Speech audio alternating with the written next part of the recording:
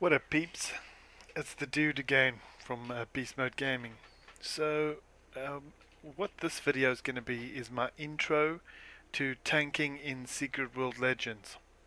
So, I had a lot of people from the Secret World who's come over say, please can I make some tanking tutorials? And I was sort of a little bit on the fence about making them because tanking in the Secret World and compared to Secret World Legends is sort of like night and day. You don't need to impair a whole lot of things. For most part, the tank doesn't need to run any impairs really. There's a couple of things that sort of hit hard and can possibly kill you, like charged hack in Polaris, for example. But really, that's the only thing that needs impairing. I feel like I don't need to make such complicated tanking videos. Things don't require like major explanations. If you can tank in the Secret World, then tanking in Secret World Legends is going to be a breeze. So let's go over a couple of things. So I'll go over the build that I use first, and I'll explain why I use the things I use. So at least I don't have to go over augments and stuff because we don't have that. Okay, so what I'm going to do is I'm just going to go into this ability thing here. Now, what I normally have is this one. Okay, so let's go over a couple of things. So, I'd like to say builder, but it's not really a builder. It's more like a non-resource consuming ability. They don't really have builders and consumers anymore. But you know what I mean. So this would have been the builder, Scattershot.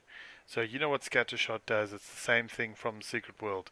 The only difference is this one says this attack generates a large amount of hate.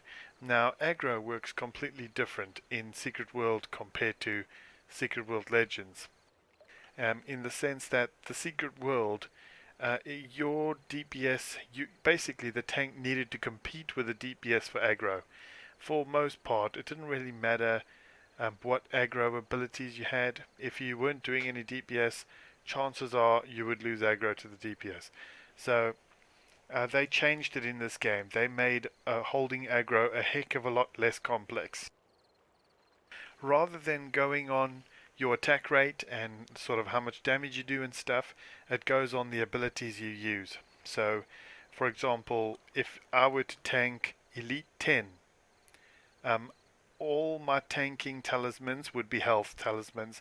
There is 0 attack rating on tank talismans now.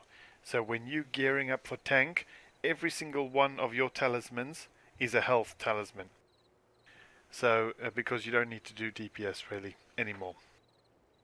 So if you have an ability that says this attack generates a large amount of hate, and you've got a DPS who's much higher geared than you, and he doesn't have any hate abilities, you will not lose aggro to that DPS. You just won't.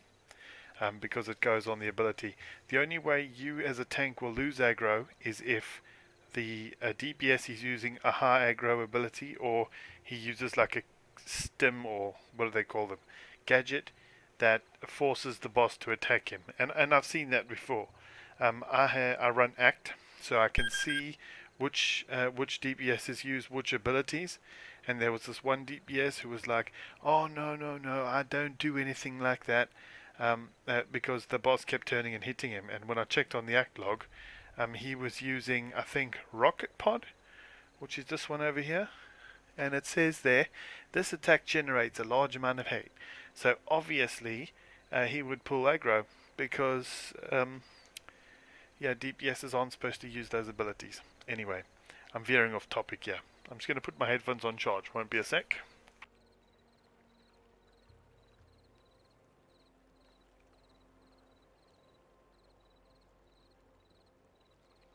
Cool, I'm back. I've been making tanking videos all day and my headphones are going flat. So it's all fixed now. Anyways, so I was veering off topic. Excuse me. So basically your builder in inverted commas wants to be high 8 and it wants to be AoE.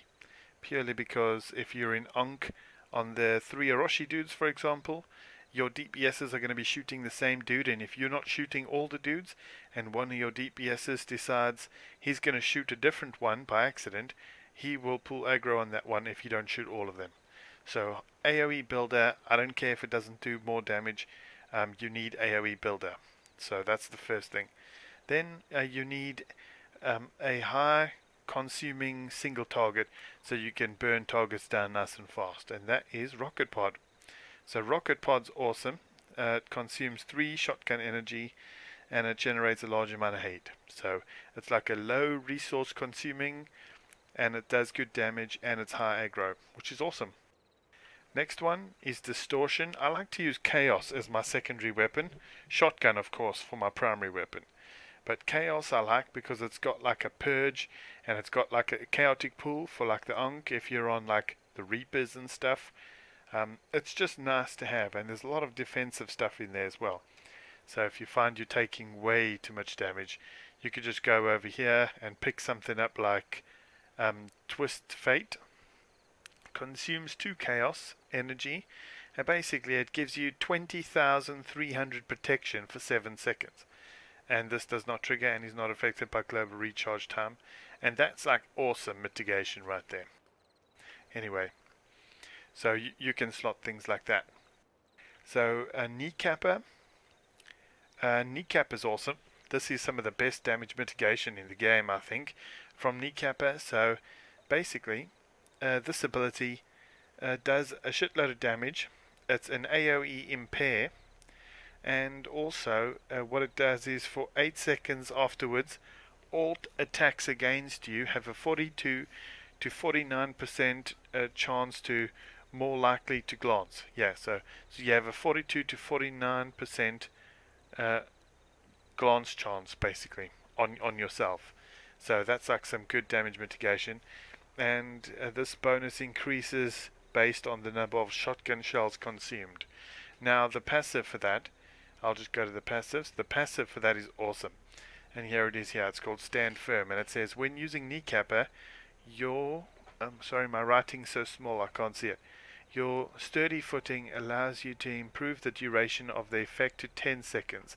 In addition to that, this bonus is always the maximum possible regardless of shells consumed. So even if you got 1 shell left and you use that ability, you'll get the same effect as if you had full 6 shells, which is awesome. No matter what, you get the maximum benefit. That's super awesome. I love it. Okay, so Chaotic Pool, this is a purge.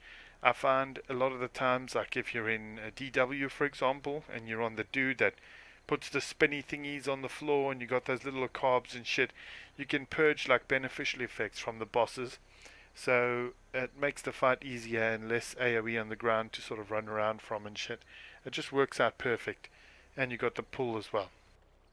So like the spider in Ankh, you can chaotic pull the scientists and you don't have to run around after them. It's awesome. And then of course I've got a shotgun buff. Now I don't often have shotgun DPSs, so sometimes it's nice to bring the buff myself, and I know we always have the buff, opening shot. So that's basically breaching shot from Secret World. Busy drinking my water. Okay, so let's get to the passives. That explains the actives. So I've got reinforced rockets. Whenever you use Rocket Pod, you bolster your defenses, increasing your protection by 2,860 for 5 seconds, and it stacks 3 times. So that's pretty awesome. Every time you use your Rocket Pod over there, it basically gives you 2,800 or protection, I should say. Then whenever you reload your shotgun, you gather your resolve and shield yourself for the next 4 seconds. Your protection is increased by 1,500. So again, these are tanking passives. You can put DPS ones if you feel your healer's competent enough. But to be honest, when I run my dungeons, I don't run any defensive stats or any tanking abilities. I find at least in Elite 1, it's not necessary really to have defensive stats unless your healer is like completely bullshit, in which case it doesn't hurt. So then we got Munitions Expert. You are an expert with all... Okay, yeah, I'll let you guys look that shit up. I mean, basically what this does is it gives you a higher chance of loading Dragon's Breath and depleted uranium shells and armor-piercing shells, so you won't get those stupid heal shells all the time. Then odds and evens, I like this. Whenever you have an odd number of shells loaded, your shotgun basic abilities deal 70% more damage. So that's your builder ability, which is pretty good. And then your shotgun, when you have an even number of shells, your power abilities do 15% more damage. So that's also nice. So basically every second shot does 15% more damage when you're unleashing it with your rocket pod, for example. And stand firm, I already read you guys that one. That's the kneecap buff. So that's it for the build really. I don't really change anything else. What I tend to do a lot is change my gadget. Now the gadget's awesome in the sense that what they've done is they've made it so you can press a button, like mine is programmed to C down there, and you can use this as if it's an ability basically, which is awesome. You don't need it on your little bar thingy or any of that stuff anymore. So the one that I tend to use a lot is this one, which cleanses one detrimental effect from me and my whole group basically. So for example, in Hell Eternal, when you're on the second boss, you know when he puts his occluding lens up and then after that it says fall back and then he sort of knocks you out. Well, what the tank used to run was Contortionist, and Contortionist would stop you becoming hindered or impaired or knocked out basically. Well, what this does is for 6 seconds it's basically a cleanup, but it doesn't have that reflect shit on the shield and the group doesn't die. So what would happen is about as soon as I start see fallback being cast, I'll hit that and it will prevent me or the group from being impaired, and then we can just burn the boss down and he doesn't run away, which is nice. So basically I swap between that one and this one here, which is a charge. So you charge 15 meters to your target. So what makes this one here so awesome is like Ankh second boss, when you're on the bridge and he does that gigantic wave where everybody has to run away. Well, in the secret world the tank would use Spiral of Death and you would like teleport straight through and go to the boss and do your thing. Well, you don't need to do that anymore. What you can do is you can use your charge and you can just go through it. Or what you can do is you can use this ability from Chaos. I keep forgetting what it's called. That one there. Basically what it does is it says for the next 5 seconds, where is it? The swirling torrent of chaotic energy. Yeah, when this effect expires. Where is it? It says, there. For the next 5 seconds you generate more hate and cannot be defeated by normal means. So no matter how strong the wave is, no matter what the boss does to you, you cannot die for the next 5 seconds. You literally can't. And then after the 5 seconds, you healed by 40% of your maximum health.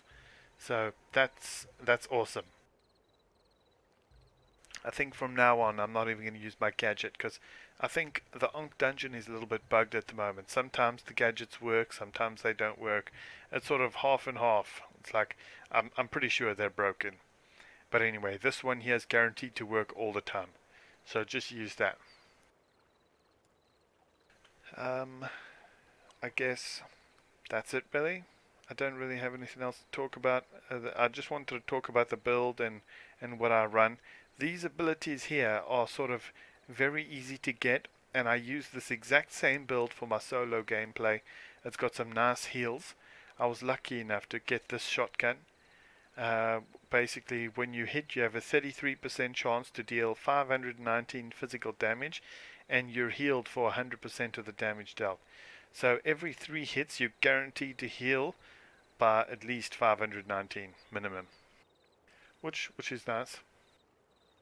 And my chaos doesn't really matter. That's just a secondary weapon. I started out with a shotgun. I think it was it shotgun pistol? Was it? It could have been pistol chaos. But to be honest, shotgun's the best tanking weapon I've found so far, even better than hammer. I guess that's it. So if you guys, oh okay, yeah, one more thing, these potions here. So if like me, you can see I run 3,566. So a lot of the times the healer, who's my missus, she always moans at me and goes, "Oh, you don't have enough health, the DPSs have more health than the tank." And the tanks run around with like 4,000 health, and I run with like 3,500 health, and she hates it. So if you just drink one of these potions, you instantly get 5,000 health, and then you can pretty much face tank everything. That's basically the new role of the tank, is you just face tank everything. You basically a DPS that makes sure you take damage rather than anybody else. So there isn't really a tank role in as such. You basically just, like any other player, you just the dedicated person who takes all the damage. That's how uncomplex tanking has become. And I was part of the test live, and we tested all the dungeons up to Elite 10.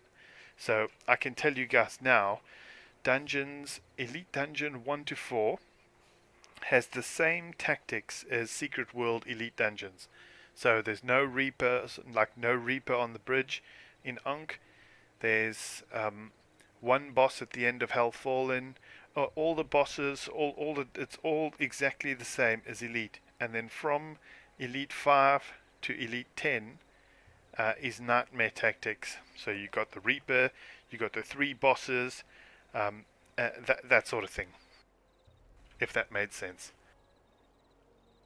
And I'll cross that bridge when we get there. So the dungeons like Slaughterhouse and stuff, they haven't been released yet. So we'll cross that bridge when we get there. If you guys have any questions or ability questions or signets, I mean, I don't really run any signets. The only signet I've got is on here, and it just says increase the defense. What? Sorry, my writing's so small. It's because I play in 4K. You guys will know because you're watching this video. Increase the damage and healing of shotgun power abilities by 5.75%. So that's quite powerful. I like that. The only thing is I have to get another one and level that to 20 and then take that to purple. Yeah, that's another sort of rant thing that I need to make at some point, but to be honest, I'm not going to bore you guys. This video is about tanking, so we'll just keep to the topic. Right, that's it. Any questions, hit me up. Hit that like button, subscribe. If you're interested in like Secret World Legends, I'm going to be making tutorials on absolutely everything. So all the roles, pretty much all the scenarios, all the things that require any form of skills, I'm going to make tutorials for. So stick around for that stuff. It'll be awesome. And also you can watch my old Secret World videos. A lot of the dungeons are identical. Yeah, so drop a comment or a like or whatever, and I'll catch you guys on the flip side. Damn right. Have a good evening all.